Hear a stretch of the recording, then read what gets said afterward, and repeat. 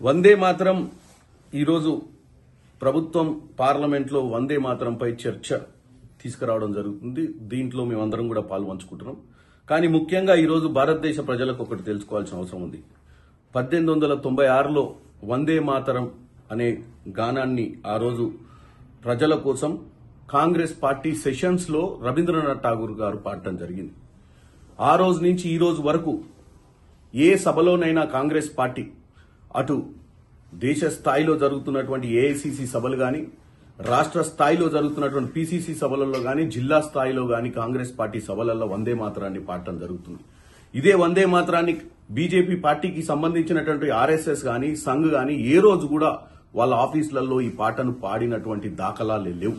Sudden గా ఈ రోజు బీజేపీ పార్టీ వందే మాతరం గురించి, వందే మాతరం గొప్పతనం గురించి పార్లమెంట్ లో చర్చ ఎందుకు తీసుకురావాలనుకుంటుందంటే, ఆ రోజు ఉన్నటువంటి నాయకులు గాంధీ గారిని గాని, నెహ్రూ గారిని గాని, వారి మీద చరిత్రలో వారు చెయ్యని విషయాలను వారి గురించి చెడుగా మాట్లాడి ప్రజలను తప్పుతో పట్టేయాలని చూస్తున్నారు. డెఫినెట్ గా వాళ్లే కాదు, మేము కూడా చర్చలో పాల్గొంటాం, వాస్తవాలను తీసుకొస్తాం ప్రజల ముందుకు.